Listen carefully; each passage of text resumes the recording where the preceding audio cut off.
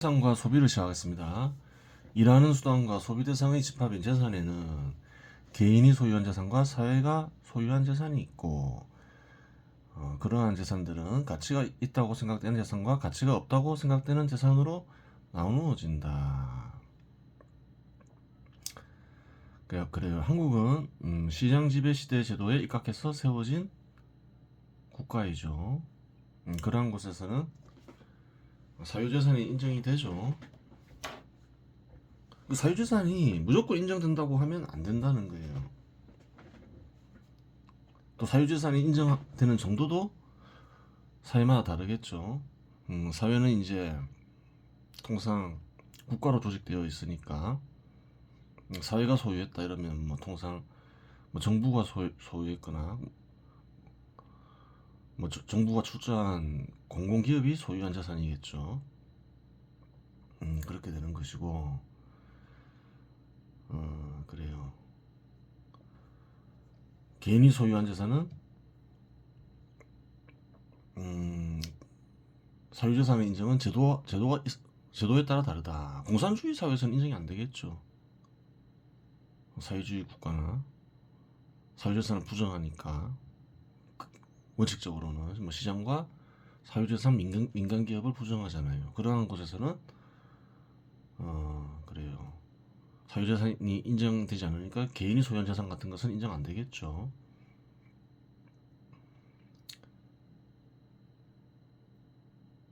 개인이 소유한 재산이 어느 정도 인정되더라도 정도가 다 달라요.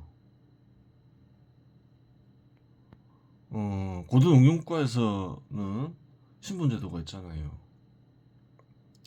노예 같은 경우에는 이제 사유재산이 인정 안 되기도 하고, 또 신분이 낮은 사람들은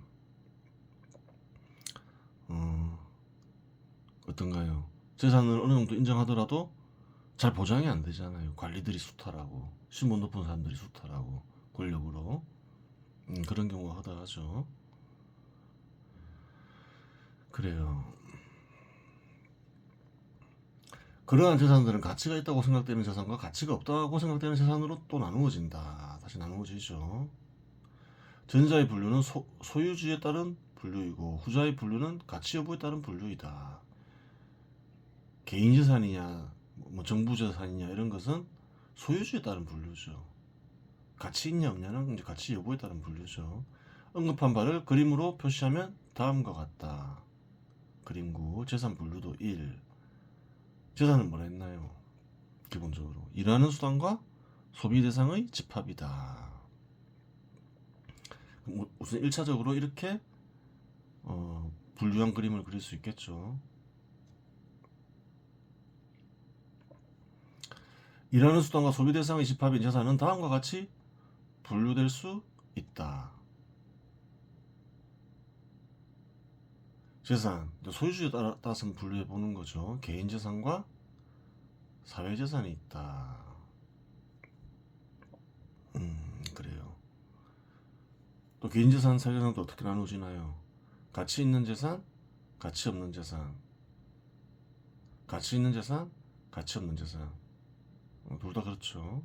이거는 좀 숫자를 바꿔야 되겠죠. 나중에 바꾸기로 하고. 가치 있는 재산 6, 7, 가치 없는 재산. 가치 있는 재산은 똑같잖아요. 가치 있는 재산, 7, 가치 없는 재산. 이렇게 써야 되는 거죠. 나중에 바꾸기로 하고. 개인 재산은 다시 개인적 재산과 사회적 재산으로 나누어진다. 무슨 말이냐 봐야 되겠죠. 개인적 재산에는 사회적으로 인정받는 재산과 사회적으로 인정받지 못하는 재산이 있다. 이와 같은 분류는 사회적 필요성에 따른 분류이다. 사회적으로 인정받는 재산은 이런저런 수단으로 측정되며 교환이 가능하고, 이런저런 수단으로 측정되지 않거나 측정이 가능하더라도 가치가 없는 것으로 판단이 되면 교환이 불가능하다. 그렇죠. 가치가 있다고 생각되는 재산이 있고 가치가 없다고 생각하는 재산이 있다는 거예요. 가치가 없는 재산은 그냥 개인적으로만 가치 있다고 생각하는 거죠. 뭐 자기가 재산이라 생각하는 거죠. 그러한 이유로 개인 재산을 이루는 구성 요소가 모두 사회적 재산이 되는 것은 아니다. 가치 있는 재산이 되는 것은 아니다 이 말이죠. 가치 있는 재산은 사회적 재산이기도 하죠. 다른 말이 그냥 그래요.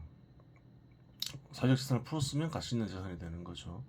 현 시대에서 재산은 더 이상 일의 양이나 생산물로 측정되지 않으며 단지 화폐로 측정된다.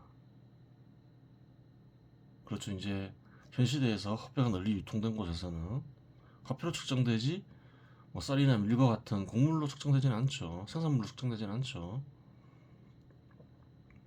화폐로 측정되지 않거나 화폐로 측정했는데 가치가 없는 것으로 측정되는 대상은 개인적 재산은 될 수 있어도 사회적 재산은 될 수 없다. 그럼 개인 재산에는 가치 있는 재산, 가치 없는 재산 이렇게 나눠지는 거죠.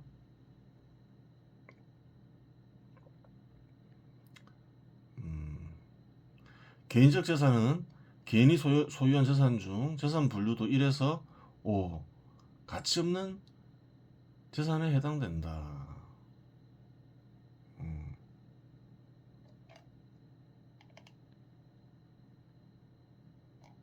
가치 없는 재산 7이죠.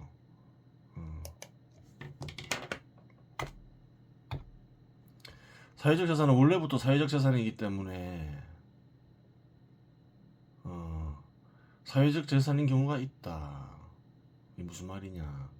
개인의 재산 중에는 사회적 재산이 있는데 그것은 원래부터 사회적 재산이기 때문에 사회적 재산인 경우가 있다는 거예요.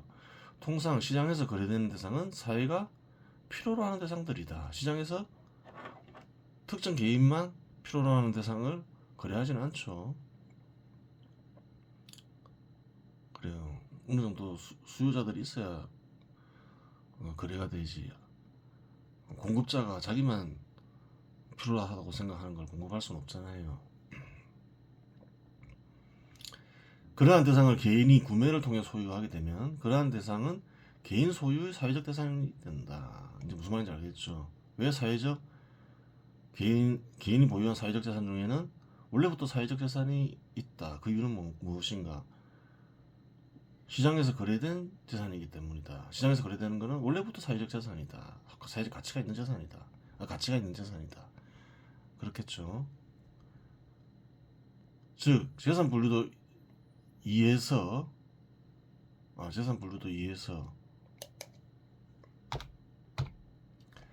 가치 있는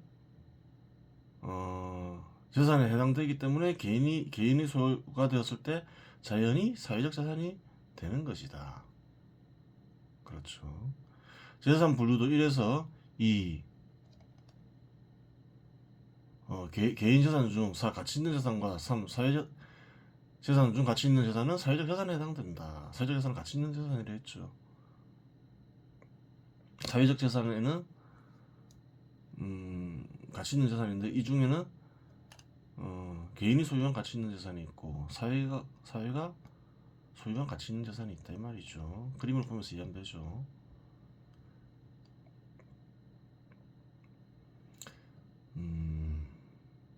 그런데 원래부터 사회적 재산이 아닌 것도 있죠. 개인은 발명과 발견을 통해 필요한 대상을 별도로 마련할 수 있다. 그러한 대상이 사회적으로 필요성이 인정되면 그러한 대상 역시 사회적 재산이 된다. 어떤 사람이 이러한 것이 필요하겠어 이러면서 이런저런 방식으로 발명할 수 있는 거죠. 또 발견도 할 수 있는 거예요. 예전에는 필요 없다고 생각한 광물, 근데 어떤 용도를 발견했어요. 필요해 줄 수가 있는 거죠. 예를 들어서 우라늄은 원래 그 원자력 과학 기술이 발전하기 전까지는 필요 없는 관심이 없었죠. 근데 발견을 통해서 그렇잖아요. 필요한 대상이 되잖아요. 뭐 텔레비전, 스마트폰, 세탁기 이런 게 처음부터 있었던 건 아니죠. 발명을 한 거죠. 발명을 하게 되면 발명을 했는데 그것이 또 원래부터 사회적으로 인정되는 재산은 아니었죠. 근데 필요성이 인정되면 또 사회적 재산이 된다. 쉽게 알 수 있는 거죠. 뭐, 철, 굴이 다 마찬가지죠. 철도 뭐 인류가 처음부터 사용한 건 아니잖아요. 누군가가 발견하고 그래요. 용도를 찾아서 철을 이용하니까 이제 필요한 가치 있는 재산이 되는 거죠. 그런 거죠 다.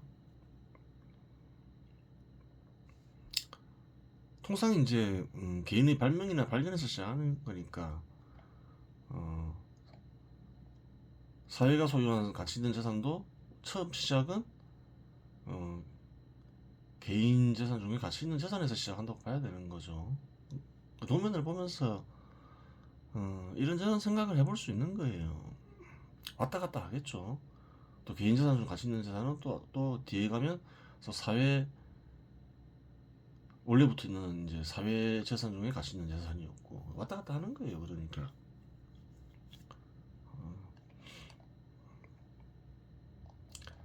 재산 분류도 3 사회적 재산 사회적 재산은 가치 있는 재산이다. 사회재산과 사회적 재산은 다르죠. 어떻게 보면 가치 있는 재산이라고 쓰는 게 사회재산과 구별해서 나을 수도 있는데 그냥 뭐 한번 생각을 좀 해보고 어떻게 가치 있는 재산이 더 나을 수도 있죠. 사회적 재산이라면 사회재산으로 오해할 수도 있는 거니까 바꿀 수 있는 거예요. 바꾸는 게 낫겠죠. 사회적 재산은 개인 소유 가치 있는 재산이 있고 사회 소유 가치 있는 재산이 있더라. 이게 뭔가요? 사회 소유 가치 있는 재산이 개인 재산의 편입. 그래요. 그렇게 될 수 있는 거예요.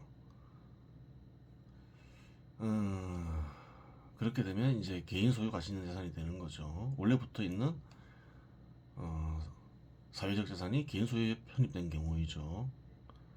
혹은 또 그다음에 뭔가요? 발명 혹은 발견에 사회적 인정이 더해진 재산, 앞서 언급했죠.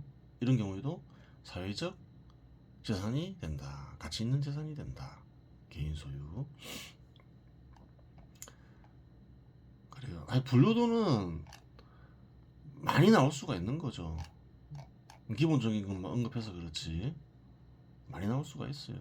이렇게 결합해보고 저렇게 결합해보고 그러다 보면 4. 개인 소유 가치 있는 재산은 일하는 수단과 소비 대상의 집합이다. 욕구와 욕망을 실현하는 데 사용하는 수단으로 다양한 욕구와 욕망에 대응하는 각각의 수단들이 있다. 있죠. 식욕을 해결하기 위해서는 음식이 필요하고 그래요. 수면욕을 해결하기 위해서는 침대 같은 것이 필요하고 각각의 수단들이 있다는 거예요. 이는 앞에서 표 2를 통해 언급하였으니 별도로 언급하지 않겠다. 페이지 47, 23페이지 가서 보라는 거예요. 알고 싶으면. 예전에 얘기했지만 일하는 수단에는 도구와 투자 대상이 있다. 그래요. 도구와 투자 대상을 구별할 수 있어야 되겠죠. 도구는 노동과 심동을 보조하기 위한 수단으로 뭐 기계, 전자계산기, 망치 이런 걸 얘기하는 거죠. 요리할 때 사용하는 식칼이나 도마나 기계 같은 것들이 있다. 그래요. 일을 하는 이유는 화폐를 얻어 시장에서 필요한 것들을 얻기 위함이다. 따라서 화폐를 얻는 데 사용되는 수단은 일하는 수단이다. 도구를 가지고 왜 일하나요? 화폐를 얻기 위해서 일하죠. 소득을 얻기 위해서.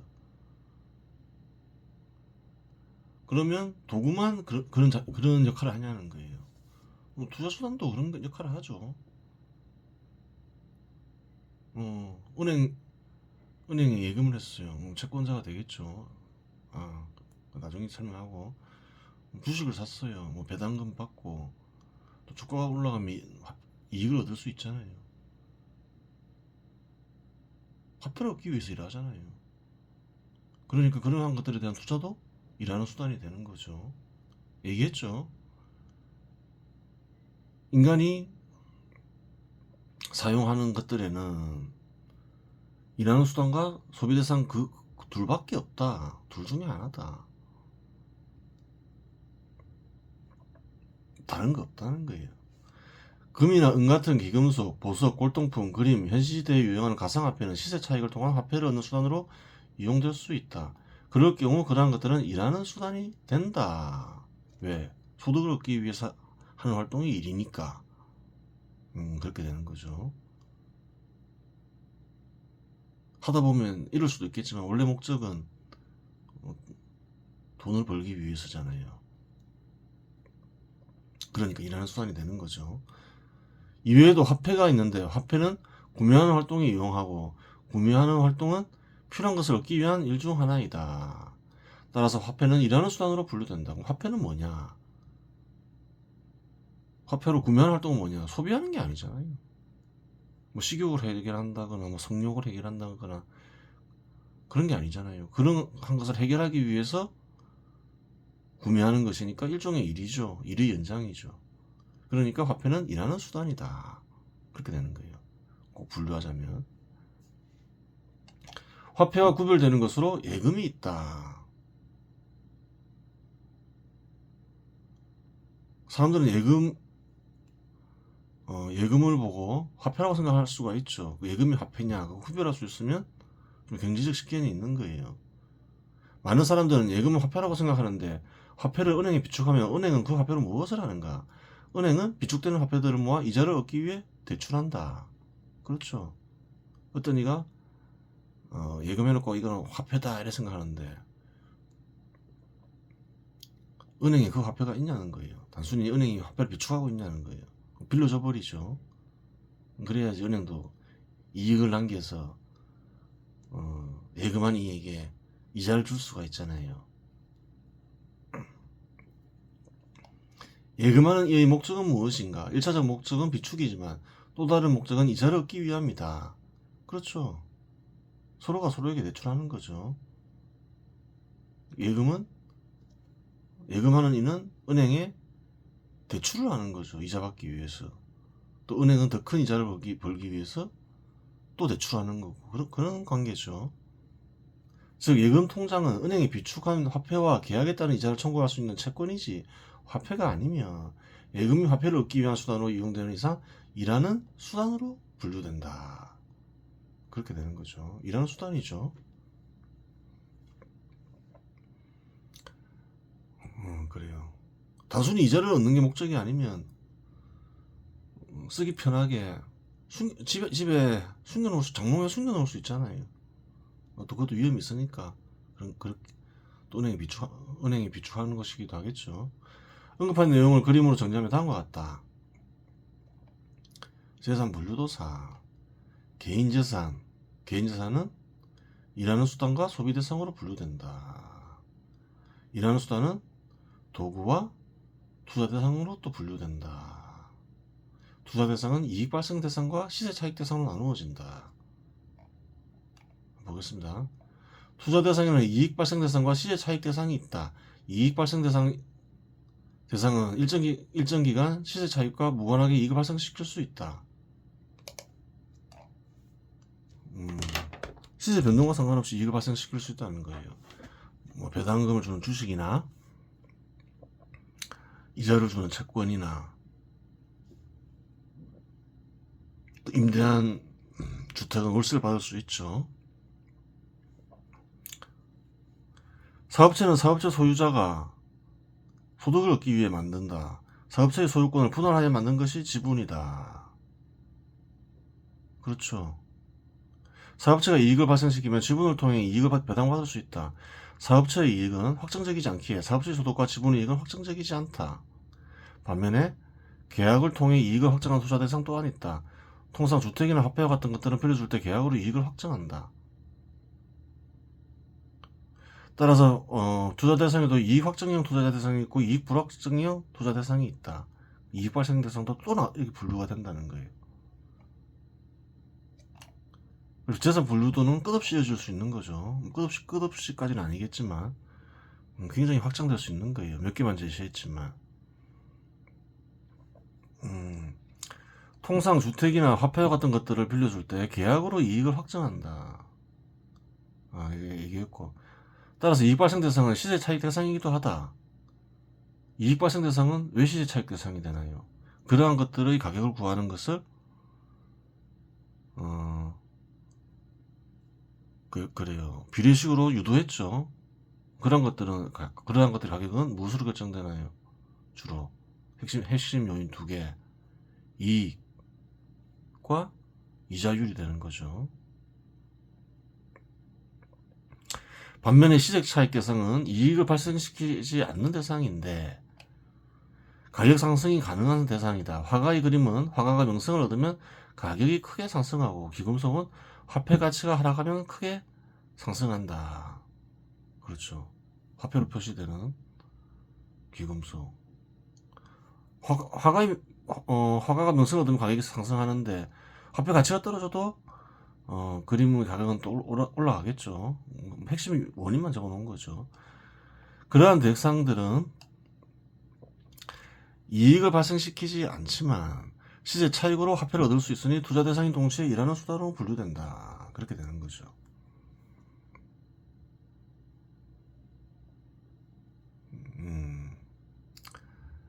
근데 약간 용도에 따라 다르죠.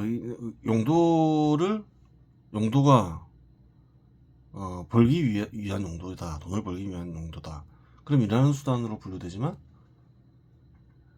또 자기가 소비하기 위해서 그냥 기금속을 구매했다. 그림을 구매했다. 그러면 또 이제 소비 대상이 되는 거죠. 그 용도가 중요하지. 특정 어떤 대상이 딱 정확하게 고정되어 있는 건 아니라 했죠. 그런 걸 좀 잘 생각해야 되는 거예요. 왔다 갔다 한다. 용도에 따라서, 사용 목적에 따라서 달라질 수 있다. 정부나 공기업의 재산은 사회재산에 해당된다. 공화국에서 개인의 소비를 위한 행위는 금지되니 소비 대상은 없다. 이렇게 그럼 얘기할 수 있죠. 무슨 소리냐? 정부 식당에 가면 음식도 제공하고 그러는데 무슨 소리냐 이렇게 생각할 수 있잖아요. 음식은 그러면 일하는 수단이냐? 그럴 수 있는 거죠. 물론 정부에도 개인이 소비하는 식량과 같은 것들이 있을 수 있다. 하지만 그러한 것들은 정부가 기능을 수행하기 위함이지 공직자에게 이익을 주기 위함이 아니다. 이는 기업이 일시키기 위해 근로자에게 식사를 제공하는 것과 같다. 근로자에게 제공하는 식사는 기업 입장에서 보면 소비 대상인가요? 일하는 대상인가요? 아니면 일하는 수단인가요? 일시키기 위해서 식사를 제공하는 거니까 일하는 수단이지. 일하는 수단이 되는 거죠. 기업 입장에서 기업에 있는 기업이 이제 식사 제공한다면 그래요. 급식소가 있을 수 있겠죠. 거기 있는 음식들은 기업 입장에서 보면 일하는 수단이라는 거예요. 왔다 갔다 한다 했죠. 용도를 잘 봐라. 목적이 뭐냐. 그렇게 되는 거예요. 물론 왕국에서는 정부 역시 개인의 소유가 인정되니 그러한 곳에서는 인정될 수 있죠. 다 인정되는 거 아니겠지만 인정될 수 있는 거예요. 명목상 영웅도 있으니까. 그러한 곳에서는 정부의 재산 중 소비 대상이 있을 수 있다. 있을 수도 있다는 거예요. 정부 재산을 그림으로 표현하면 다음과 같다. 사회재산, 일하는 수단과 소비 대상 있을 수도 있는데 잘 없죠. 뭐 따로 적을 필요는 없겠죠. 도구, 투자 대상 나누어지죠. 이익 발생 대상, 시세 차익 대상. 정부 재산에도 뭐 시세 차익 대상 있을 수 있잖아요. 뭐 예를 들어서 정부 투자기관도 있잖아요. 이익 발생 대상도 당연히 있을 수 있고 금융 같은 거 정부가 보유할 수 있잖아요.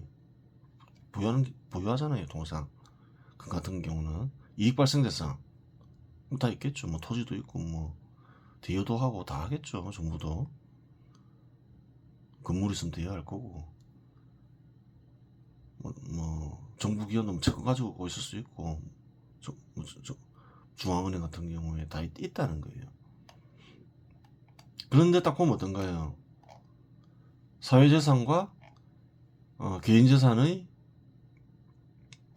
그림이 똑같잖아요. 차이점도 봐야죠. 사회재산의 분류도는 개인재산 분류도와 같다. 그렇다고 하여 개개의 일하는 수단이 모두 동일한 것은 아니다. 정부는 전쟁을 대비해 각종 무기를 소유하고 있으며 전쟁에 필요한 무기는 어떤가요? 개인 소유가 통상 금지가 되죠. 그래요. 이러한 무기는 개인의 소유가 통상 금지된다. 여러 가지가 있겠죠. 그 중에 하나 언급한 거죠. 도면상으로는 구별이 안 되지만 구체적인 내용에 들어가면 다른 것들이 많다. 또한 채굴되지 않은 지하 자원은 개인의 소유가 금지되기도 한다. 개인 소유 토지 아래 각종 광물이 있을 수 있죠. 금, 은, 철, 석유 여러 가지가 있을 수 있죠. 안 파봐서 몰라서 그렇지. 있을 수 있는 거예요. 한국은 어떠한가요? 통상 뭐 금지한다 이런 건 아닌데 자기 땅 파는데 뭘 할 사람이 어디 있어요? 왜 파냐 물어보면 그냥 판다 이러면 되지. 뭐 걔네도 뭐 상관은 없는데, 근데 이제 법적으로는 어떻게 돼 있냐? 이제 그 몰래 캐내야 되죠. 몰래 캐내야 되는 거예요. 딱 인정된다고 이렇게 얘기할 수는 없다는 거예요. 불법 행위일 수가 있다는 거예요. 제21조 채굴계획의 인가신청. 광업법 시행규칙. 응? 광업법이 또 있을 텐데, 잠깐만. 시행규칙에 보니까 이제 채굴권자 허가를 맡아야 된다는 거죠. 광업법에 나와 있을 텐데.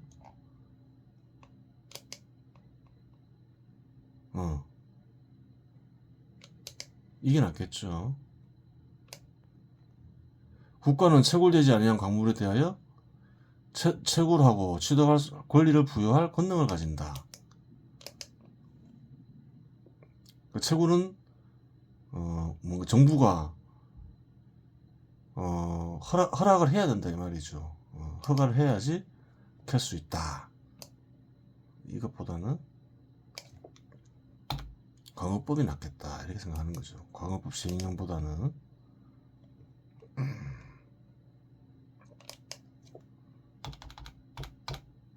그렇게 되는 거예요. 근데 이제 취득할 권리를 부여한다 했는데 광물은 뭔가요? 정부 소유다 그 말은 없잖아요. 이 광물들 있잖아요. 금광, 은광 뭐 많죠. 광물로 본다 이런 것들을. 광업권에는 탐사권과 채굴권이 있다. 채굴권이란 등록을 한 광물과 이와 같은 광석이 묻혀있는 다른 광물을 채굴하고 취득하는 권리를 말한다. 그 토지 소유자가 광물 소유자다 그런 말은 없잖아요.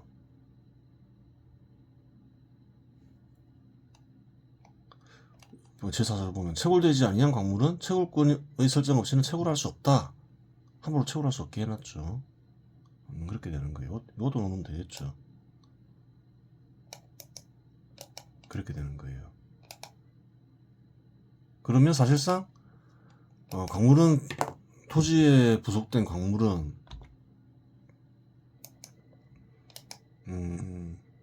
법 규정으로 봤을 때 개인 소유로 인정되는 게 아니죠. 한국에서는 토지에 매장된 지하자원의 채굴을 정부가 허가함으로써 사실상 개인 소유를 부정한다. 민법 제212조에서도 토지의 소유권을 절대적으로 인정하는 것은 아니다. 토지의 소유권을 절대적으로 인정하느냐 한국에서는 그렇지 않다.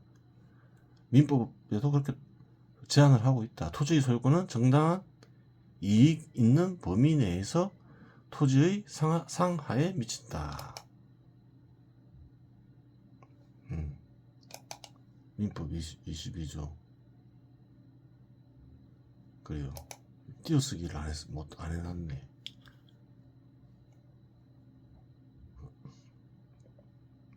그래요. 그렇게 되는 거예요. 그래요. 구체적인 내용은 다를 수 있다. 도면 같아도 그렇게 되는 거죠. 허용되는 재산의 구체적 내용은 다를 수 있다. 그래요. 이것은 여기서 마치겠습니다.